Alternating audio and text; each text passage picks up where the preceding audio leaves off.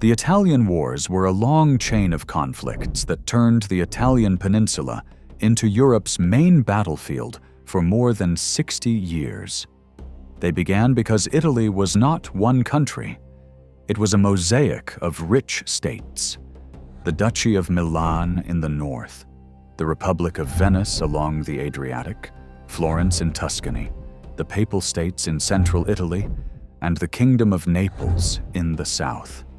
These states competed, made short-term alliances, and often relied on hired soldiers. Their wealth attracted attention from abroad, and their rivalries made it easier for outside rulers to intervene. By the late 1400s, the French monarchy had a claim to Naples through older dynastic ties, and powerful rulers in Spain and the Holy Roman Empire also saw Italy as a place to expand influence. When the first foreign army marched in, the balance that had kept Italy relatively stable began to collapse. In the year 1494, King Charles VIII of France crossed the Alps and invaded Italy. He was invited in part by Ludovico Sforza of Milan, who wanted French help against local threats and against Naples. Charles moved quickly. Many Italian rulers were shocked by the speed of the French advance and by the artillery the French brought with them.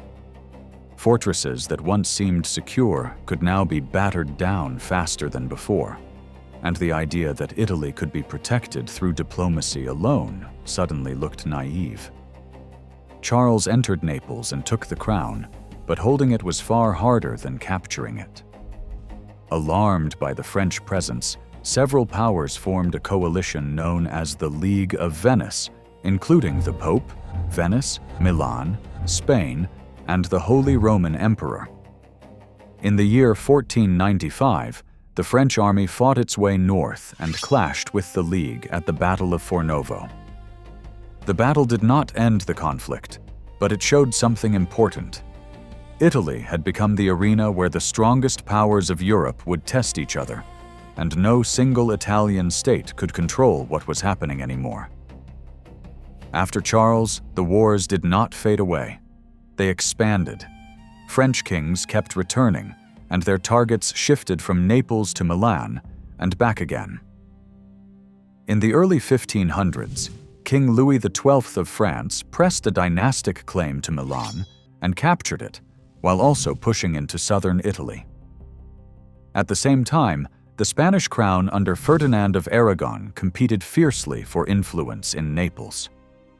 This rivalry led to open fighting, and in the year 1504, the French were pushed out of Naples and Spain gained the upper hand in the south.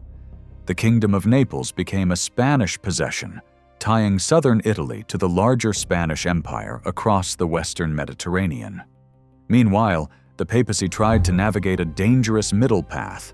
Popes feared foreign domination of Italy, yet they also used alliances with France or Spain to weaken their Italian rivals.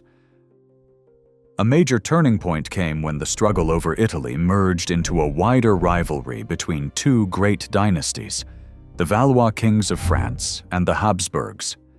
This happened because Habsburg power grew rapidly. In the year 1519, Charles of Habsburg became Holy Roman Emperor, known as Charles V, while also ruling Spain and its expanding empire. That meant France faced Habsburg territories on several sides, and Italy became the most valuable front in that rivalry.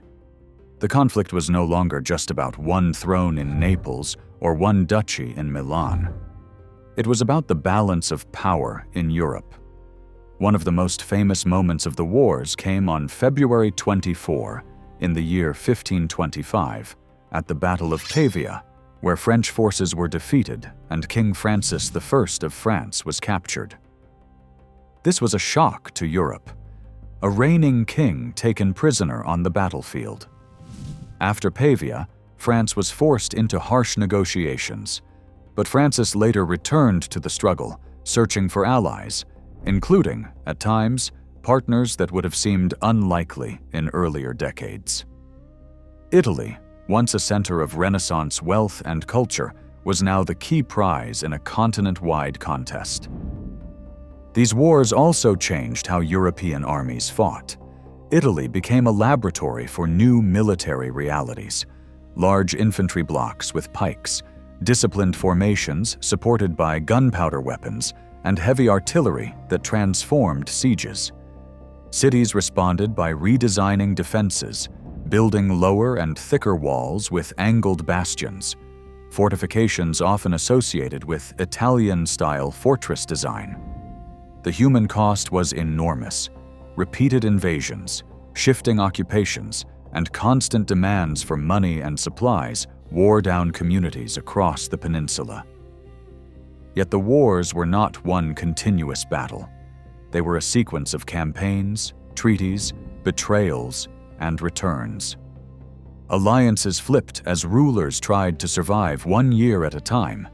As the 16th century moved forward, the rivalry tightened, and Italy's fate became increasingly tied to decisions made in Paris, Madrid, Vienna, and the imperial court. The stage was set for one of the most dramatic crises of the entire period, an event that would symbolize how far the struggle had spiraled beyond Italian control. On May 6, in the year 1527, came one of the darkest episodes of the conflict: the sack of Rome. Imperial troops, many of them unpaid and difficult to control, entered the city, and order collapsed. Pope Clement VII was effectively trapped, and Rome suffered severe upheaval and widespread destruction. Across Europe, the sack became a symbol of how brutal and unpredictable the struggle for Italy had become. It also showed how the papacy, despite its spiritual authority, could be powerless when caught between great armies. After Rome, the wars continued in waves, but the direction was becoming clearer. The Habsburg position in Italy strengthened, especially through Spanish power. Spain held the Kingdom of Naples and dominated Sicily and Sardinia, and it fought to secure influence in northern Italy as well. France still tried to break that dominance.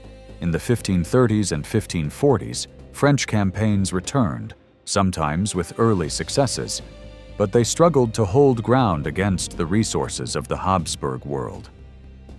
A key pattern of the later Italian wars was that battles were only part of the story. Diplomacy, money, and logistics mattered just as much. Armies could march into Milan or Tuscany, but keeping them paid and supplied was often harder than winning one clash. Meanwhile, Italy's own rulers, Venice, Florence, the papacy, and smaller duchies, often found themselves forced into survival choices, switching sides or making deals simply to avoid disaster. One of the most important transformations of the later period was the rise of the Spanish Habsburg system in Italy. Spanish-controlled territories in the south were not just trophies. They were strategic bases that helped Spain dominate the western Mediterranean, protect sea routes, and project power across Europe. Northern Italy also mattered because it connected Habsburg lands. The routes through northern Italy helped link Spanish possessions with Habsburg territories farther north, making Italian geography part of a broader imperial network. The final decades brought new campaigns and new leaders, but also a growing sense that exhaustion was setting in. By the middle of the 16th century, both France and the Habsburgs had spent huge sums and lost many soldiers. At the same time, Europe faced other pressures, including conflicts tied to the Reformation and rivalry at sea in the Mediterranean. Italy remained central, but it was no longer the only crisis point. The wars eventually moved towards a settlement. In April of the year 1559, France and Spain agreed to the Peace of Cateau-Cambrésis. This treaty is often treated as the end point of the Italian wars. The result was not a free and unified Italy. Instead, it confirmed a new reality. Spanish influence was dominant across much of the peninsula, especially in the south, and the balance in northern Italy also favored the Habsburg world. France largely stepped back from its Italian ambitions for a time, and Italy's political independence was more limited than it had been in the late 1400s. The Italian wars left a deep legacy. They marked the shift from an Italy shaped mainly by local rivalries to an Italy shaped by the strategic needs of Europe's great powers. They helped spread new military techniques and fortress design across the continent. They also revealed how Renaissance wealth and culture could exist alongside constant warfare and insecurity. When the wars ended, the battlefield quieted, but the political order that emerged would shape European politics for generations.